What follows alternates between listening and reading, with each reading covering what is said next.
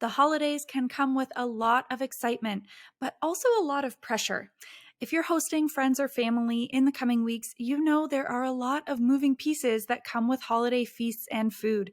That's why I'm talking to Elizabeth Kerr, a Waterloo alum and chef. For years, Elizabeth was a passionate home cook, exploring different cultures and flavors on her own time. But in 2020, she decided to go professional and entered a culinary program. Today, she works in professional kitchens, at local top restaurants, and at a culinary school while maintaining her home cooking passion. She joins me to share tips to make your holiday food more special and less stressful. Elizabeth, thanks so much for joining me. Thank you, Megan. Yeah, well, it's great to have you here. And I, for one, have already learned a lot from you just in the conversation we had prior to this. And something that I loved about that conversation was that when I asked you how to plan a menu, you began to answer with just some very sage advice, I think. You said that before diving into the food, we need to understand our limitations. Can you tell me a little more about what limitations we might want to consider? Yes, I sure will, Megan. You know, I thought about our conversation and I think a better word than limitations is we have to understand our resources. And when I say we have to understand our resources, we have to know how much time we have to prepare this feast. We have to know how much money we have to create a budget for the feast coming up or for the feasts coming up. And we also this year, I think, really have to understand what our food resources are going to be. I don't know about you, Megan, but I've been to the grocery store where I was unable to buy lettuce, for instance, or it was $15 for, a small amount of romaine lettuce. So we have to take all of that into consideration. And I'll tell you why. Because at the end of the day, when you are charged or you volunteer to put together a gathering that involves a meal, you owe it to yourself to be happy when your first guest arrives. Sure, you may be a bit behind, you may be a bit tired, but you deserve, as well as every other guest coming to your home or to your office, wherever it is, to enjoy yourself. And so by knowing your limitations, or as I'm saying now, understanding your resources of, time, money, and actual product, you can ensure that you put together a plan that's reasonable, affordable, and delicious, and that you'll enjoy yourself. Yeah, I mean, I think it's such a great um, starting point because I mean, if you are stressed out, it's going to make whatever gathering you're having less enjoyable, and maybe not just for you, maybe also for your guests. You know, they people can tell when others are feeling a bit stressed, and it's always better when we all can just get together and be merry, right? Yes, yes. You know, one of the things that I learned while attending chef school was that you plan. There is an expression in every professional kitchen. It is mise en place, and it translates to everything in place. And so that means that you are organized, but you're organized within the constraints of the time you have and the energy you have, and you owe that to your guests and you owe that to yourself. I think last time we spoke, Megan, I may have overshared and told you about when I was younger, how I planned elaborate meals and ran around and yelled and cried and was totally exhausted by the time anyone showed up. That's no way to participate in any kind of celebration. Yeah, I mean, I think that that experience is one that many others have had as well. And I, as someone who has only just started hosting family gatherings like our holiday meal, it is a little bit stressful. It's a lot more work than you realize. So let's Yes. talk about Let's talk about the menu a little bit. You said that you tend to organize your menu into 3 or 4 courses. Can you break down each of the courses for me? And also, how do you select dishes that work together? Sure, I can answer both those questions. Okay, so first off, I'm going to tell you that when I'm planning a 3 or 4 course meal, understanding the constraints under which I'm working, I usually forego appetizers. Um, as soon as you decide that you're going to do a 3 or 4 course meal, you really don't have a lot of time to be taking on apps. So just, either buy them and serve them or just don't put them out. So as far as those 4 courses go, I like to plan a menu that flows or builds on each course. And so, what I thought I'd do today is just describe a holiday meal coming up for us. It happens to be a 4 course meal, and I think it will explain to everyone how I do it. So, this meal started, and in fact, I'm not making all of it. It started because my 35-year-old daughter makes delicious bolognese sauce. And I just happen to love making fresh pasta. And so she said to me, Mom, we're all getting together. Her brother, Matthew, and Emily haven't had my bolognese, and I'd really like to have that as part of the meal. And I said to her, well, that's great. Thank you. That would be wonderful. So we decided that for this meal, that would actually be our main course. Now, if it was a dinner party, maybe I would make a different choice as to where that was positioned. But for this meal, family only, knowing that they probably want to have lots of it, I decided, yeah, we'll keep that as the main. So, how am I going to build around that entree, that main course? And so, I guess I'd say to everyone, pick there's usually a starting point with a menu. There's something you want to include in that menu, and that is your starting point to build around. So, back to this meal, we've got Allie, my daughter's bolognese, and my pasta. So, that's fine. That's a lovely course. Well, I decided that there's a bit of an Italian theme there. And we decided while we were on a family vacation that, well, we noted we all love clam chowder. I said, that's festive, that's nice. Not Italian though. So what did I do? I went on the internet and I thought, okay, how can I stylize a chowder to give it a taste, uh, you know, um, a palette of tastes that will complement something that is coming up. And what was coming up was that bolognese.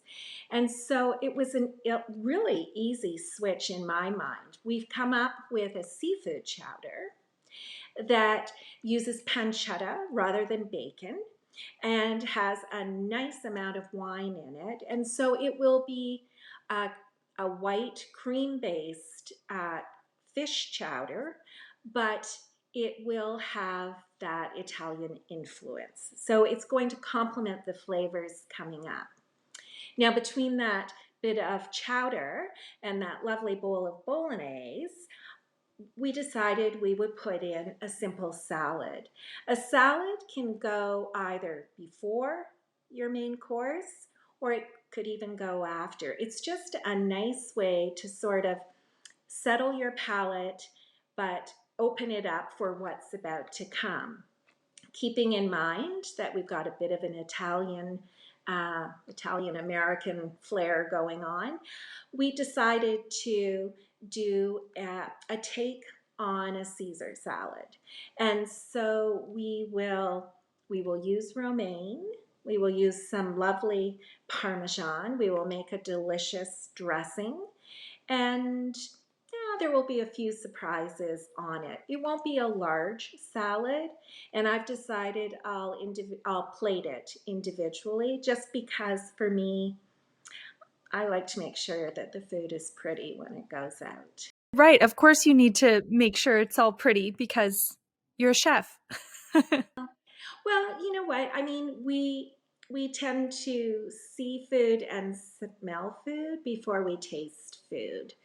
Also, many, many, many moons ago when I was choosing everyday dishes and good dishes, I only got around to choosing plain white plates. So I need to make sure the food looks really pretty because there's nothing else to look at when I put it on the plate. Now, we've missed a course. Once we're finished our main course, I'm going to do something fun that I think really sort of ups the dining experience. I'm going to make a green apple granita. And I'm not sure if everyone knows what that is, but it's really easy to do. What you do is um, you juice some apples and then you put that juice on a tray and you let it freeze. And once it's frozen, you scrape it off with a fork. And it's a bit like a sherbet, if you will, but it's a lovely palate cleanser. And then you just, take it by the spoonful and put it in a little bowl. So that'll just be a nice way after that really rich bolognese to, you know, clear the palate, as I said. And then, of course, we have dessert. And I've been all over the map with dessert. Oh gosh, I thought I would make tiramisu. I thought I would make creme brulee. I thought I'd make creme caramel. I thought I'd flavor them, make them different. And in the end, I really thought about who was sitting around the dinner table. And aside from me, most of them don't have a sweet tooth. And so I've settled on a dessert board. I mean, everyone is familiar with charcuterie boards. And what I'm doing is using that vehicle, for lack of a better word, that vessel, that board, to basically give everyone a chance to have a tiny bit of something after their meal. So on my dessert board, I'll have cookies that I've baked. I'll have some warm chocolate syrup, maybe some homemade marshmallows, some nuts, obviously some fruit, some that's been poached, some that's just washed and presented, and then a bit of dried fruit. And I think to appease Allie, who made the bolognese, I'm going to go to the local cheese shop and get a really nice piece of cheese because she loves nothing better after a meal than a bit of cheese and fruit. So Oh, that that's sounds our wonderful. meal coming up. Now, I don't know that I've answered the questions, but I tried to by taking you on a bit of a journey. No, I think that you did answer the questions through that example. So you have you have your opening course. You explained how the salad opens up your palate for the next item, and you really took us through how all of these things are going to work together. And I love that you are working with like kind of a theme overall with your dish, which is the Italian flavors. So I think it's a great template that people can use, and I think add or even take away a little bit if they wanted something even simpler than that. I also love the idea of the dessert board because it feels to me like you can just put it out and that's your serving. Like you don't have to do anything else, um, like cut anything or add whipped cream. So let's say that I have my menu set, but I think I really want to amp up the wow factor here. I want to impress my friends or family. Do you have some simple ways that we could do that? Hmm. Well, yes, I do. I have a few ideas. And thank goodness for the internet. I would encourage everyone to, when they want to see how something is plated in a different way than they are used to plating it, all you have to do is remember these two words: elegant, plated. And then whatever it is, whatever kind of food it is you want, you just type it in. And I'm not kidding you. You could probably, and I haven't tried this, so maybe I shouldn't be saying this, but you could probably Google elegant plated Rice Krispie squares, and it would show you a different way of plating. My point is that if you really think towards the end, which is plating whatever you've cooked, it doesn't end up just sloppy or, oh, that's not a nice word. I take that back. But it doesn't end up over portioned. So you don't end up with too much on your plate. And generally, you'll think about color. Fresh herbs could be started now at home, or you can buy them Mm. in the grocery store. And fresh herbs on anything make it look very pretty. It's just that pop of color. Um, Yeah, Actually, just sprinkling it on top at the end. yes, yes. A little bit of flat Italian parsley, just washed ahead of time and rolled in paper towels or a tea towel and put in the fridge. It's ready to go. Golly, you can get a lot of mileage from that. You can take just a little bit of it and just carefully put it in almost like a little ball itself and put it on top, and it's beautiful. It's really beautiful. And isn't that lovely? A lovely way to add a bit of color. And easy, so easy. Yeah, and good for you too. I mean, eat that Yeah, parsley. It's good uh, for you. a Yeah, win-win-win. exactly. You can do the same thing. People in urban centers have great access to grocers with microgreens. That's another way. A garnish on a plate of food, I guess is what I'm trying to say, is going to elevate the visual effect of what you're presenting. I also Right. mentioned keeping your portions in line. Don't overfill your plate, and Hmm. manage if you're using sauces, manage how you distribute them. Um, you know, there everyone everyone spills, everyone has things go where they don't mean it to go. And so clean your plates before you put them out. A nice clean plate that is served warm, another trick to really elevate the dining experience. Warm your plates. It makes a Mm. huge difference. Oh, that's interesting. I've never thought about warming my plates ahead of time, but that really brings a restaurant factor. Yes, it does. And trust me, that is a warm plate is, standard in a fine restaurant. And I think at home it's luxurious. It's lovely. Don't leave them in a 400 oven. Don't do that. But just, after you've taken things out of the oven, you can set your oven quite low, just on warm, or turn it off and just put the plates in, and they'll be lovely and warm. Yeah. Oh, those are all really well, those are all really great and I think very easy ways for us to whatever meal we're making really impress people or make, like you said, make the meal feel really luxurious for our guests. The last thing I wanted to ask you about, and you kind of answered this a little bit earlier, but some family and friend groups not don't they opt to collaborate on a meal, so they have multiple people bringing dishes. And you said that your daughter is bringing the sauce for the main course of this meal. Are there are there any other tips that you can offer to keep a meal organized when people are bringing dishes without being too controlling about it? Well, what's wrong with control? I mean, that just means you're a good planner, doesn't it? Yeah. Boy, we could talk a long time about, um, I mean, we can call them potluck dinners.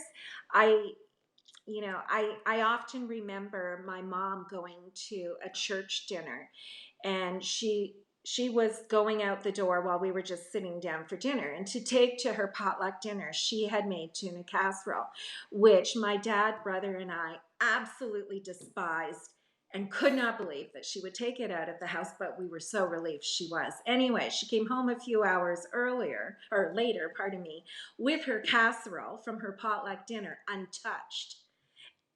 I was the cheeky one in the family, and I said, I guess no one even liked it before they looked at it, when they looked at it, Mom. And she said, no, Elizabeth, everyone brought tuna casserole. Oh. So, so I think a little bit of planning and control is a good thing. You know, Yeah. there are dinner clubs where the host plans the entire menu and hands out recipes. I think in between my mom's experience and that experience lies beautiful harmony. I think you should have an idea as a hostess, and you should have a plan as to what you want the meal to look like. I do not think that there is anything wrong with asking someone to bring, um, you know, a green vegetable rather Mm, than just saying vegetables. If you don't want corn to show up at your dinner, then be specific. You can say, bring a green vegetable, bring a green vegetable casserole, please bring a green salad, please, whatever it is you want, ask for it. Perhaps don't mm, give them the recipe. They may ask for a recipe, which is great. Also, do yourself a favor and give some guidelines as to how much work needs to be done with what shows up. I once hosted a potluck dinner, and more than a couple of people showed up with grocery bags full of ingredients. They were ready mm. to cook. And that doesn't seem to me to be a good plan for a potluck dinner. Also, I would say if you are hosting, you should probably choose the most complicated or the item that is longest to make and keep it for your own. That probably is easiest. Although, I've heard of families where grandma shows up with grandpa and they pop the trunk of the car and there's a roasted turkey there. So anything goes. But you know what? Control it as much as you want. I love that story about control or and whether or not it's a bad thing. I think you've convinced me that it's not necessarily a bad thing. Um, Elizabeth, thank you so much for all of these tips and walking us through how you have um, planned one of your menus. I think that I know I have found it really helpful to talk through these things with you, and I think others will too. Great. It was really wonderful to chat with you, Megan.